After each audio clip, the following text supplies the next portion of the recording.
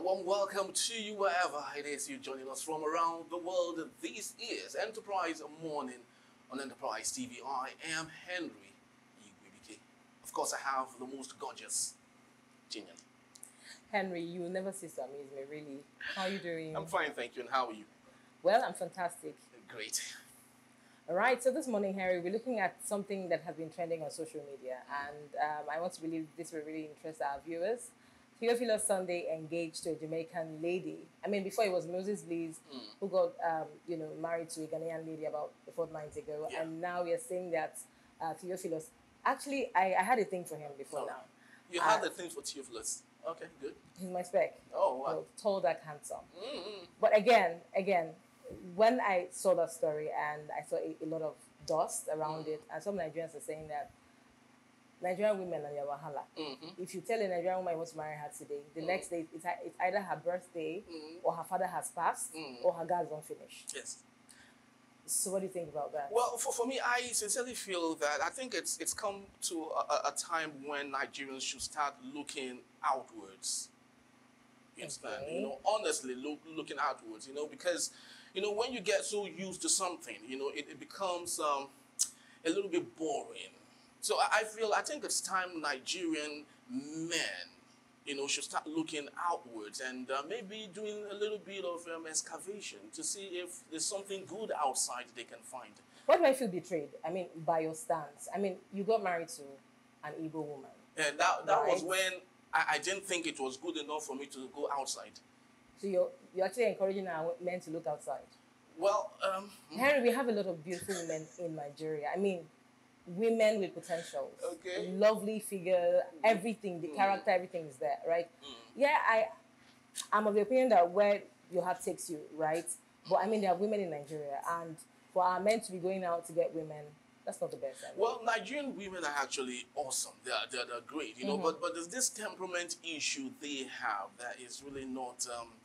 temperament issue? Yeah, not really good enough. And the ability for them to take you for who you are is actually a very big issue. But of course, that's about what we have. And, I'll just let you win. I'll just let you win on this one because, I mean, we can go on and on. Yeah, exactly.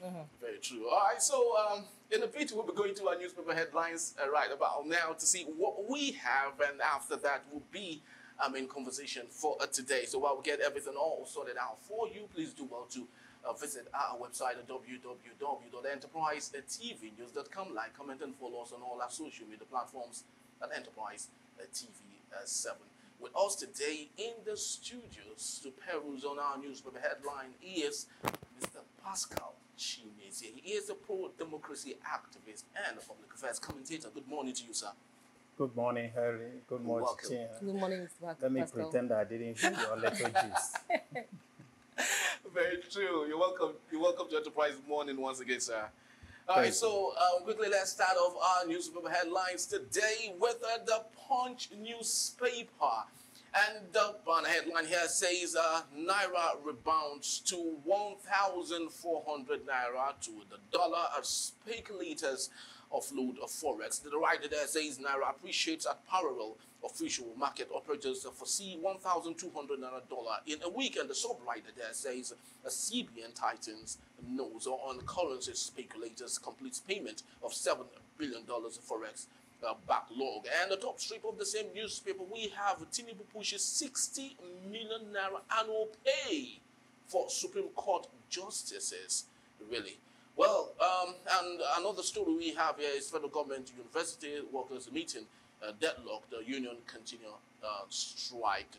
And I'd love to ask you, Mr. Pascal, should we be applauding for the administration of Bola Ahmed Tinubu as regards what we're seeing today? The Naira as against the dollar is 1,400 Naira. But before you answer that, I think it's still very important we do not forget where we're coming from. We're coming from 750 Naira. And suddenly we seem to be very excited because the dollar has just dropped for 100 Naira difference from 1,500 Naira. So what have you got to say to that? Well, you have said it all. You have said it all. I mean, whatever thing they can do to, if you cannot improve upon what has been there, just return us where we were. But however, we should, encourage them. Whatever piece of news that is coming our way in this country is well appreciated, and we need to encourage the CBN. We need to encourage those who are in the monetary system and to see that how they stabilize things in this country, because the inflation is running riot. It's too much for the people to bear. So I would want to encourage them, in as much as I would also say that they got us to this place in the first instance. So they should try as much as possible, because it's for the good of us all to, make things stabilize, let it calm down. At least just a few years ago, about 8 or 10 years, we were kind of dollar to naira exchange of 175 or 200 naira. Exactly. So it looks like ages. True. So what can we do? And Islanders told me that they have it as a promise, a campaign promise, that they should make dollar 1 naira to $1. So we are looking. I would love to celebrate such feat. So, however, that said, we need to encourage them, whatever thing they are doing.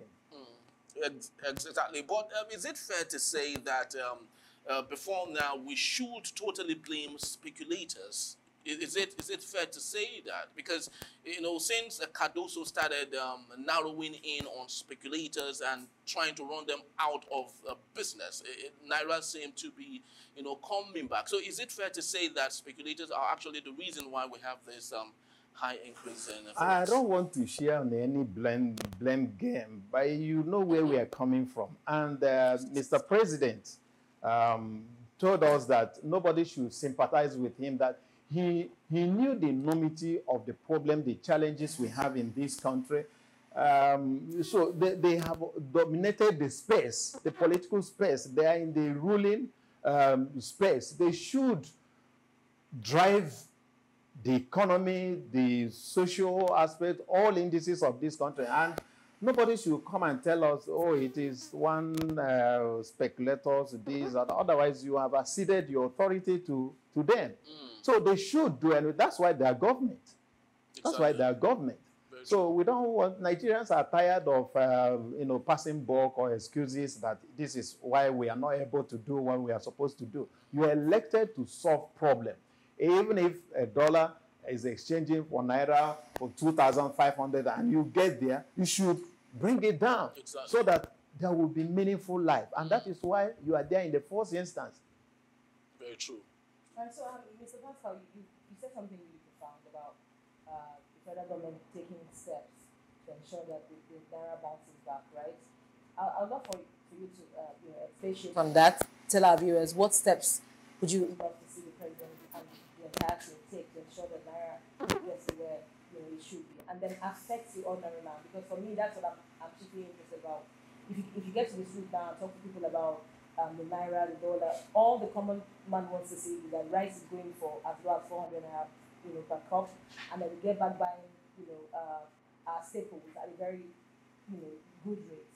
Tell us what you'd love to see the president begin to do to ensure that happens. What has gotten us today thus far is a combination of a lot of factors, a lot of things we neglected to do, things we contrived by ourselves, if I may say so. For instance, the food aspect of it. You see the kind of what they call the farmers' headers clash when it was happening.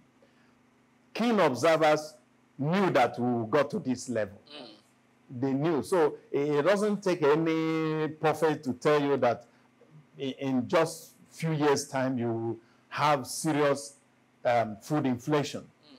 Then, coupled with that, the insecurity we have and the power issue, epileptic, these days, I don't know how many, the number of hours you have power in your own place.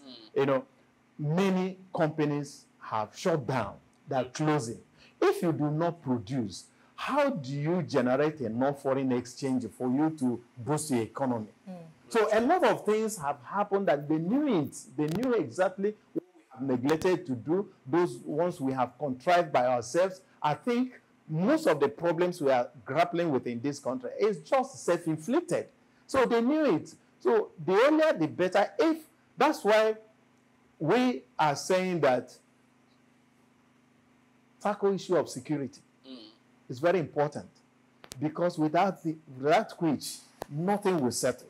How do they go to farm? How do you plan to farm about 5,000 hectares of land when those who will go to farm are not assured of their own security? How do you boost the food production in Nigeria, or companies, or boost, rectify the electricity? So these are the, otherwise, I'm getting the information that they are borrowing money in order to stabilize the dollar. But this is just a short fix, and it will get us into bigger problems.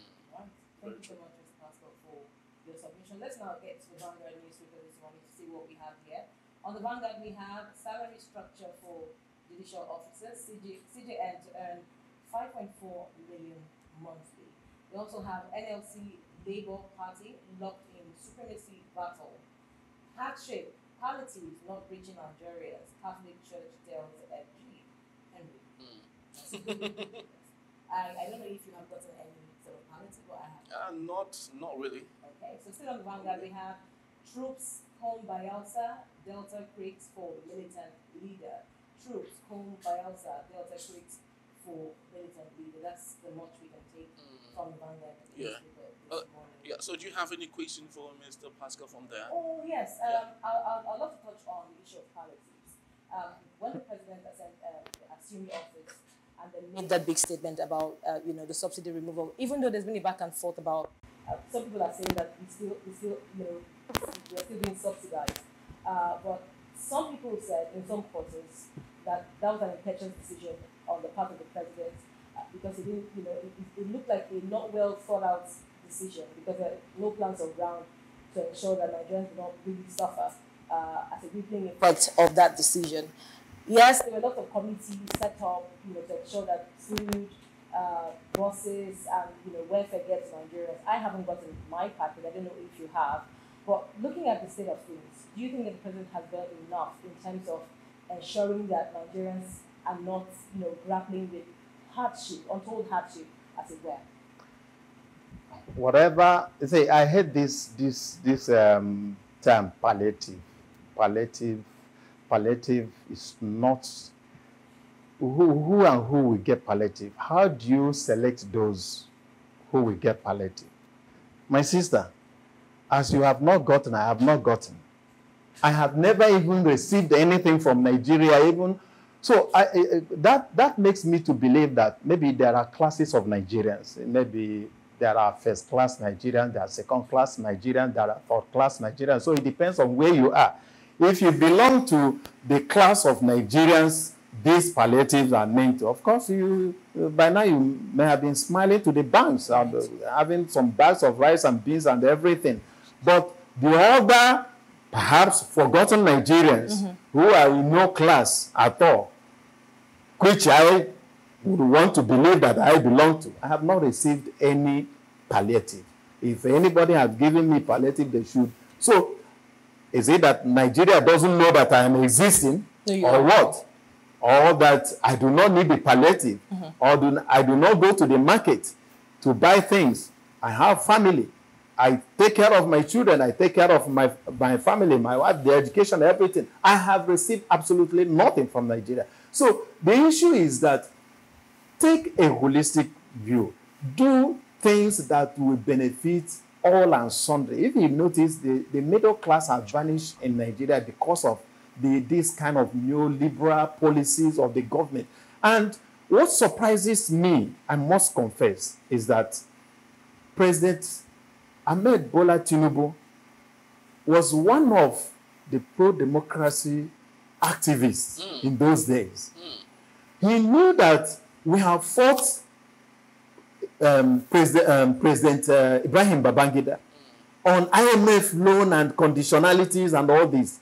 But it seems to me that that is what the present president is going back door or open door, bringing this IMF loan dictated conditions and all these things. So for me, I don't think that the kind of policy they are implementing is something that, in the end, in the long run, will be the ultimate beneficiary of Nigerians. Okay. We should look inward. Okay, so speaking of policies, you said you don't like the term palliative, and then some people have suggested to the president that that it sounds a bit short-term, right?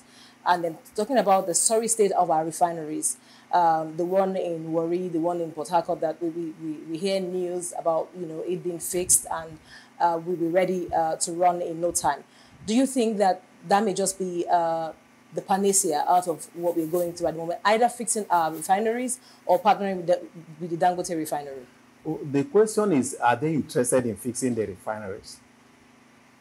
Because Nigerians have been singing it and calling it. Even remember President Muhammad Buhari. They promised us they were going to do modular refineries and all these things for local brand. But the focus of every narrative upon which they focus on their policies and the increments, all these outlandish increment is importation of refined products. Right. How do you fall in love with importation of refined product, things you can do here? And you begin to calculate that the dollar we imported on this and that. If you refine it here, wouldn't it have been better for us? At least that is even the main reason why these refineries were established in the first instance. Absolutely. But it was neglected for reasons best known to them. And Mr. President, Bola Tinubu promised that by December last year, these refineries will be working. I want to believe that we have passed December. They promised January. And the last time I checked, they said in 2 weeks' time. So I don't know when the refinery, I don't know whether they're interested in making the refineries. In any case, I was reading something I have not really confirmed, that the mortgaging of our crude oil, even if the refinery is working, are we going to have the crude oil that we're going to take there for refining? There are a lot of things I believe that they have not come clean before Nigeria. Exactly, very, very true. So, lastly, let's finally go to the Guardian newspaper today, and about a headline here says the federal government spends 6 trillion naira subsidy on unavailable electricity in 10 years. That's very funny. Well, on the bottom strip of that same headline news on the Guardian newspaper, we equally have that Army links Kuje jailbreak to absence of CCTV cameras and orders. And on the side of the same newspaper, we have that the Senate passes a student loan bill after lots of turmoil on that particular issue. Now, Mr. Pascal, let's take a look at this issue. You did talk about electricity unavailability in Nigeria. And right now, it has been disclosed that the federal government has spent 6 trillion naira just on subsidy for unavailable electricity in 10 years. Who are we deceiving? Well, I'm not surprised, because a lot of things that is from them to us. Exactly. Who verifies? If you ask the EFCC, the Economic and Financial Crimes Commission, they have their hands choked up. Almost all agencies of this, including individuals, they have one sleaze, one corruption case after another. So all this bogus money they are telling us they have pumped this into this, pumped this into that, we have not seen it. There is a joke that they said a madman told a priest that whatever thing you like to speak in tongues, I'm waiting you for amen. That is, amen is amen. When people say amen. Okay. So whatever speaking in tongues you are just doing, I'm waiting you at the landing port. We have not seen the light. I called one of my relatives yesterday from where I said, how was the electricity there? He said, brother, forget about electricity. I have devised a means anywhere I go now and see light there, I will buy my own light and go home. Carry the plug, go home and plug it, whether it will happen. It was just a joke. But it cuts across the nation. If you have pumped that much humongous amount of money, why are we not having light? Very, very true. Well, that's just about the time we have for our newspaper reviews this morning. I'd love to say my big thank you to Mr. Pascal Chimezie for being part of our show. Thank you so very much. Thank you. We'd also love to oblige you if you might have the time to wait for us for our main conversation, if you may. By the grace All of right. God. Thank you so very much, sir. Henry, do you have lights in your area? Well, I do not have light in my area, you know. Maybe my own is equally part of the 6 trillion naira they just spent on electricity for 20 years. When we return, Labour Party in crisis as battle for the soul of the LP takes an entirely new dimension. Stay with us.